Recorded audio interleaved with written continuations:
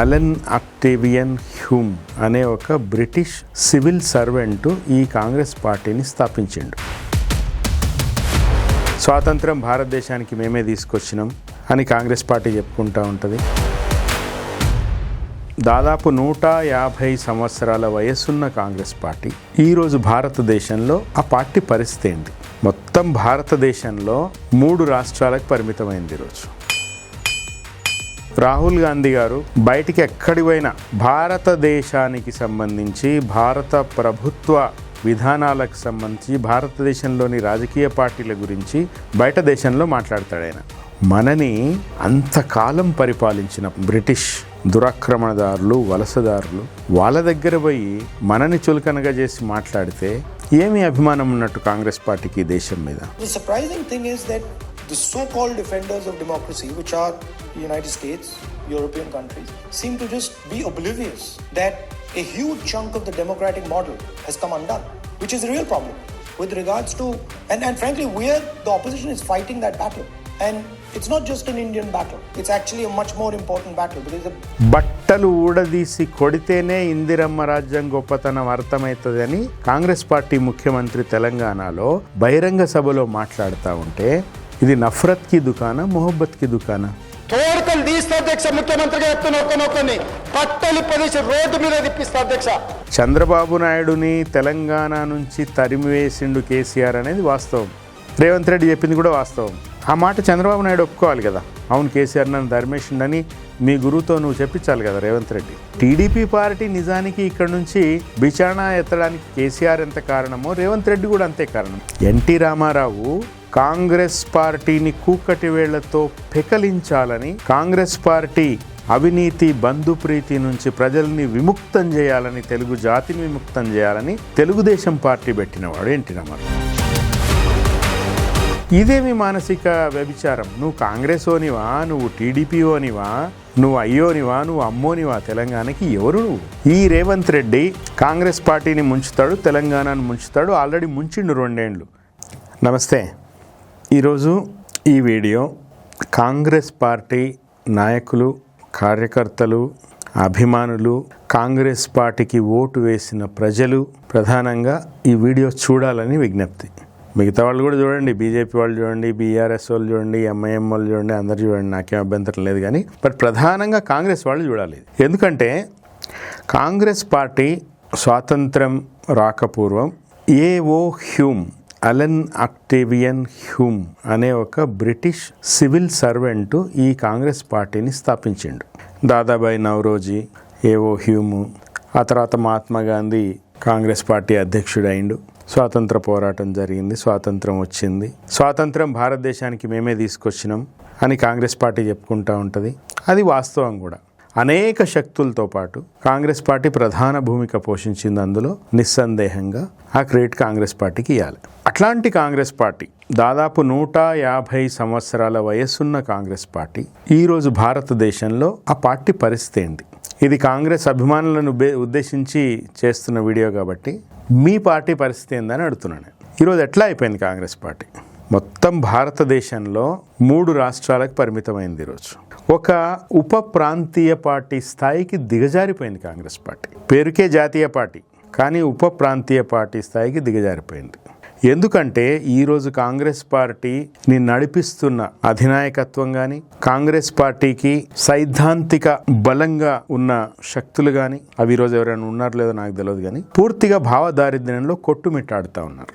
అది ఢిల్లీ నుంచి గల్లీ దాకా అట్లా సాగుతూ ఉన్నది. మొన్న 4 రోజుల కింద మహారాష్ట్రలో మున్సిపల్ ఎన్నికలైనాయి. 30 మున్సిపాలిటీలకు ఎన్నికలైతే 25కు పైగా బీజేపీ వాళ్ళ కూటమి గెలుచుకున్నది. కాంగ్రెస్ పార్టీ చతికిలబడిపోయింది. అంతకుముందు జరిగిన ప్రతి అసెంబ్లీ ఎన్నికల్లో కూడా బొక్కబోర్ల పడతా వస్తున్నది కాంగ్రెస్ పార్టీ.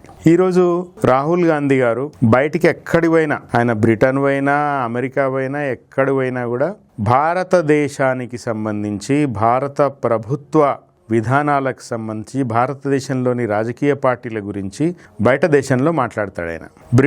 బ్రిటిష్ పార్లమెంటులో పోయి భారతదేశంలో అవినీతి గురించి లెక్చర్ ఇస్తాడు ఆయన.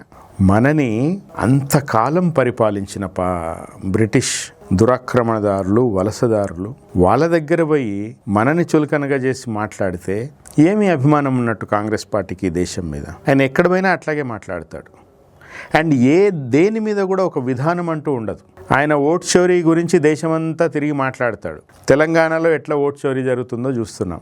ఓట్ చోరీ అంటే మామూలుగా బోగస్ ఓటర్లను నమోదు చేయడం, వాళ్ళతో ఓట్లు వేయించడం, రిగ్గింగ్ చేయడం లాంటివి. కానీ ఇక్కడ ఓట్ చోరీ 10 మంది ఎమ్మెల్యేలని ఫిరాయింపులకి ఈ రోజు వరకు విచారణకు దిక్కులేదు. ఆ ఎమ్మెల్యేలేమో మేము ఇంకా బీఆర్ఎస్ వాళ్ళమే అంటారు. ఆ ఎమ్మెల్యేల మీద స్పీకర్ గారు క్లీన్ చిట్లు ఇస్తూ పోతా ఉన్నారు. నిన్ననే సుప్రీంకోర్టు అక్షింతలేసింది. దానం నాగేందర్, కడియం శ్రీహరి లాంటి వాళ్ళ మీద ఇంకా ఎందుకు మీరు ఎలాంటి తీర్పు ఇంకా వెలువరించలేదు, ఇంకా ఎంత సమయం కావాలి మీకు అని. దేశమంతా ఓటు చోరీ గురించి మాట్లాడితే శాంక్టిటీ ఎట్లా వస్తుంది? ఎందుకు నమ్ముతారు జనాలు? ఎందుకు నమ్మాలి జనాలు కాంగ్రెస్ పార్టీని? రాహుల్ గాంధీ గారు రాజ్యాంగం చేతిలో పట్టుకుని దేశమంతా తిరుగుతాడు. నఫరత్ కా దుకాన్ నహీ మొహబ్బత్ కా దుకాన్ అంటాడు. తెలంగాణలో పరిస్థితి ఎట్లా ఉంది ఈరోజు? బట్టలు ఊడదీసి కొడితేనే ఇందిరమ్మ రాజ్యం గొప్పతనం అర్థమవుతుంది అని కాంగ్రెస్ పార్టీ ముఖ్యమంత్రి తెలంగాణలో బహిరంగ సభలో మాట్లాడుతూ ఉంటే ఇది నఫరత్కి దుకానా, మొహబ్బత్కి దుకానా? చూడరా, దేశమంతా ఈరోజు ఇంత సమాచార సాంకేతిక విస్ఫోటనం జరిగిన పరిస్థితుల్లో జనాలకు తెలియదా? క్షణాల్లో వార్తలు దేశమంతా వెళ్ళిపోతాయి కదా. చూడరా వాట్సాప్లలో తెలంగాణలో ఏం జరుగుతుందో చూడరా. కాబట్టే ఈరోజు కాంగ్రెస్ పార్టీకి ఒక విధానం అంటూ లేకపోబట్టి తునకలైపోయింది కాంగ్రెస్ పార్టీ. ఆ కాంగ్రెస్ పార్టీని రక్షించుకోవాల్సిన బాధ్యత కాంగ్రెస్ నాయకుల మీద, కాంగ్రెస్ సానుభూతి పరుల మీద ఉన్నది. తెలంగాణలో మరీ దారుణమైన పరిస్థితులు ఉన్నాయి ఈరోజు. మొన్న రేవంత్ రెడ్డి గారు ఖమ్మంలో మాట్లాడిన మాటలు మళ్ళొకసారి వినండి. ఏమంటున్నారు ఆయన? తెలుగుదేశం పార్టీని తెలంగాణ నుంచి తరిమేసిండు కేసీఆర్. అట్లాంటి కేసీఆర్ని, అట్లాంటి బీఆర్ఎస్ పార్టీని బొందబెట్టే పని టీడీపీ శ్రేణులు తీసుకోవాలని కాంగ్రెస్ ముఖ్యమంత్రి పిలిపిస్తున్నాడు.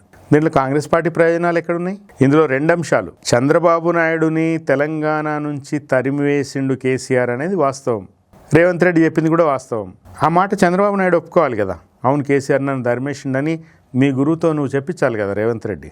తెలంగాణ నుంచి టీడీపీని తరిమేయడం అంటే అర్థం ఏందంటే కరువును ధర్మేయడం, కరెంటు కష్టాలను ధర్మేయడం, అంబలి కేంద్రాలను ధర్మేయడం, రైతుల ఆత్మహత్యల్ని తరిమేయడం, తెలంగాణ ప్రజల గోసకి ముగింపు పలకడం. ఇవన్నీ కేసీఆర్ చేసిండు, బీఆర్ఎస్ పార్టీ చేసింది. తెలుగుదేశం పార్టీకి ప్లేస్ లేకుండా పోయింది తెలంగాణలో. అది ప్రజలు కోరుకున్నారు. ప్రజలు ఓటేసి అధికారంలో తీసుకొచ్చిన పార్టీని రేవంత్ రెడ్డి, చంద్రబాబు నాయుడు కలిసి కూల్చాలని ప్రయత్నం చేసి 50 లక్షల నోట్ల కట్టలతో టీవీకి దొరికిన తర్వాత చంద్రబాబు నాయుడుకి ఇంక ఇక్కడ మొహం చెల్లక ఈడ ఉంటే ఇంకా కష్టాలు వస్తాయని అర్థమయ్యి బిచాణా కట్టుకుని వెళ్ళిపోయాడు. సో టీడీపీ పార్టీ నిజానికి ఇక్కడ నుంచి బిచాణా ఎత్తడానికి కేసీఆర్ ఎంత కారణమో రేవంత్ రెడ్డి కూడా అంతే కారణం. నువ్వు చేసిన పనే కదా నీ గురువు నిబంధనలో నెట్టింది.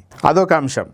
చాలా హాస్యాస్పదమైన విషయం ఏంటంటే ఈరోజు కాంగ్రెస్ పార్టీ ముఖ్యమంత్రి ఉన్నాడు రేవంత్ రెడ్డి. బీఆర్ఎస్ దిమ్మలు కూల్చడము, బీఆర్ఎస్ని బొందబెడితేనే ఎన్టీఆర్కి నిజమైన నివాళి అన్నాడు. యాక్చువల్గా ఎన్టీ రామారావు ఎవరండి? ఎన్టీ రామారావు కాంగ్రెస్ పార్టీని కూకటి వేళ్లతో పెకలించాలని, కాంగ్రెస్ పార్టీ అవినీతి బంధుప్రీతి నుంచి ప్రజల్ని విముక్తం చేయాలని, తెలుగు జాతిని విముక్తం చేయాలని తెలుగుదేశం పార్టీ పెట్టినవాడు ఎన్టీ రామారావు. పార్టీ పెట్టిన 9 నెలల్లోనే అధికారంలోకి వచ్చినవాడు. కాంగ్రెస్ పార్టీకి చుక్కలు చూపినవాడు. రాజీవ్ గాంధీని సైతం కుక్కమూతి పిందే అనగలిగిన దమ్మున్నవాడు. ప్రజాప్రభుత్వాన్ని ఇందిరాగాంధీ కూలదోస్తే 1 నెల రోజుల్లో ప్రజాస్వామ్య పరిరక్షణ ఉద్యమం చేసి మళ్ళీ అధికారంలోకి వచ్చి ఇందిరాగాంధీకి చెమటలు పట్టించినవాడు.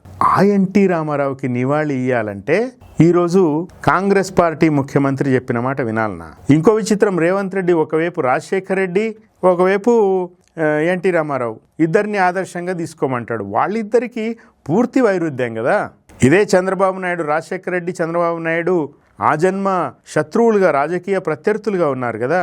ఇదేమి మానసిక వ్యభిచారం? నువ్వు కాంగ్రెస్ ఓనివా, నువ్వు టీడీపీ ఓనివా, నువ్వు అయ్యోనివా, నువ్వు అమ్మోనివా తెలంగాణకి? ఎవరు నువ్వు ముఖ్యమంత్రి అయ్యి 2 సంవత్సరాలు అయిపోయింది. నువ్విచ్చిన హామీలేమి నెరవేర్చలేదు, నువ్విచ్చిన గ్యారంటీలేవి అమలులోకి రాలేదు. ప్రజలందరూ తిరగబడతా ఉన్నారు. ఇష్టం వచ్చినట్టు మాట్లాడుతున్నావు, నోటికి ఏదొస్తే అది మాట్లాడుతున్నావు. ఇది కాంగ్రెస్ పార్టీకి శోభిస్తుందా? కాంగ్రెస్ పార్టీ సీనియర్లని, ఒరిజినల్ కాంగ్రెస్ నాయకులని ఎంత గోసబెడతా ఉన్నావు? పొన్నం ప్రభాకర్ని ఇబ్బంది పెట్టినావు మంత్రి. కోమటిరెడ్డి వెంకటరెడ్డి మీద పర్సనల్గా టార్గెట్ చేస్తూ, వ్యక్తిత్వ హననం చేస్తూ కథనాలు ఏపిస్తావు. భట్టి విక్రమార్క మీద ఆంధ్రజ్యోతి రాధాకృష్ణతో కొత్త పలుకు రాపిస్తావు. కాంగ్రెస్ సీనియర్ నాయకుడు ఎమ్మెల్సీ జీవన్ రెడ్డి గారిని అవమానాలకు గురి చేస్తావు. ఏ కాంగ్రెస్ ఒరిజినల్ నాయకుడు ఈరోజు సంతోషంగా ఉన్నారో మీరు చెప్పాలి. అసలు ఆ కాంగ్రెస్ నాయకులు అన్ని అవమానాలు భరిస్తూ ఎందుకు సహిస్తున్నారు? మీరు ఆత్మవిమర్శ చేసుకోవాలి. ఈ రేవంత్ రెడ్డి కాంగ్రెస్ పార్టీని ముంచుతాడు, తెలంగాణను ముంచుతాడు. ఆల్రెడీ ముంచిండు 2 ఏళ్ళు. ఈ రాబోయే 3 సంవత్సరాల్లో మరింతగా పేటరేగిపోతాడు. రాహుల్ గాంధీకి అర్థం అయితలేదు, సోనియా గాంధీకి అర్థమైతలేదు, ప్రియాంక గాంధీకి అర్థమైతలేదు, మల్లికార్జున ఖర్గేకి అర్థమైతలేదు. మీరన్నా అర్థం చేసుకోవాలి కదా. తెలంగాణలో మీ పార్టీని ఈడ బతికించుకోవాలి కదా. ఈయన మూటముల్లే సర్దుకొని అటు చంద్రబాబు నాయుడుతో, పవన్ కళ్యాణ్తో పొత్తుగా పెట్టి, బీజేపీతో పొత్తు పెట్టి ఈయన రేపు విచారణ ఎత్తేస్తాడు. కాంగ్రెస్ పార్టీ ఏం కావాలి? కాబట్టే కదా ఈరోజు బీఆర్ఎస్ పార్టీని ఖతం చేయండి అని ఎవరికి పిలిపిస్తున్నాడు? ఆయన టీడీపీ వాళ్ళకి పిలిపిస్తున్నాడు, కాంగ్రెస్ వాళ్ళని అడుగుతలేడు. ఎందుకంటే కాంగ్రెస్ తన పార్టీ కాదని అనుకుంటున్నాడు ఆయన. కాబట్టి ఈరోజు తెలంగాణకి వ్యతిరేకంగా పనిచేస్తున్న రేవంత్ రెడ్డి, చంద్రబాబు నాయుడు వీళ్ళని అడ్డుకోవాలి అంటే కాంగ్రెస్ ఏకతాటి మీద రావాలి. ఇది మీ పార్టీ ప్రయోజనాల కోసం మీరు ఈ పని చేయాలి. తెలంగాణ ప్రయోజనాల కోసం ఈ పని చేయాలి. రేపు కనీసం ఎట్లా మీరు అధికారంలోకి రారీడా అయిపోయి ఇంక 20 ఏళ్ళు బొందబెట్టేసిండు మీ పార్టీని. కనీసం గౌరవప్రదంగా అయినా మీకు ఓట్లు రావాలి, సీట్లు రావాలి అంటే మీరు ఇప్పటికైనా తెలివి తెచ్చుకోవాలి. తాను, తన కుటుంబము, తనకు వంతపాడే పచ్చ మీడియా, తనకు అన్ని రకాలుగా అండగా ఉన్న చంద్రబాబు నాయుడు, పోనీ వీళ్ళందరూ రేవంత్ రెడ్డికి మద్దతు ఇస్తే తద్వారా ఈయన బలోపేతుడై తెలంగాణకి ఏమైనా ప్రయోజనాలు చేస్తున్నాడా? మొన్న చూసినాం కదా, బనకచర్ల గలగలా గోదావరి, బిరబిరా కృష్ణమ్మ ఆంధ్రకు తరలిపోతా ఉన్నాయి కదా, తీసుకోండి అని అంటా ఉన్నారు కదా. ఏమి లాభము? ఎవరికి ప్రయోజనము? మీ పార్టీకి ప్రయోజనమా? మీ ప్రాంతానికి ప్రయోజనమా?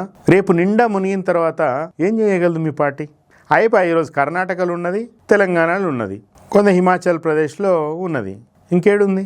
అయిపోయి మొన్ననే మళ్ళీ ఈవెన్ మున్సిపల్ ఎన్నికల్లో కూడా బొక్కబోర్లా పడుతుంది మొన్న మహారాష్ట్రలో. ఇప్పుడు బెంగాలు, తమిళనాడు, అస్సాము ఎక్కడా కూడా రారు మీరు, సందేహమే లేదు. తెలంగాణలో అయినా పరువు నిలుపుకోండి. మీ మీద గంపెడ ఆశలు పెట్టుకున్న ప్రజలను పట్టించుకోండి. మీరు స్వాతంత్రం తెచ్చిన పార్టీ అంటారు కదా, పరాయి పాలకులను తరిమేసిన మీరు పరాయి నాయకులని తరిమేయండి కదా. అణువున సీమాంధ్ర ఆధిపత్య భావనలు, తెలంగాణ వ్యతిరేకత నిలువెల్లా ఉన్న రేవంత్ రెడ్డిని తొలగించకపోతే అది కాలుకి ఏదో గ్యాంగ్రీన్ అవుతుంది కదా, అది అయ్యేదాకా ఆగొద్దు. కాలు కట్ చేయాల్సి వస్తుంది, యాంప్యుటేషన్ చేయాల్సి వస్తుంది. తెలివి తెచ్చుకోండి.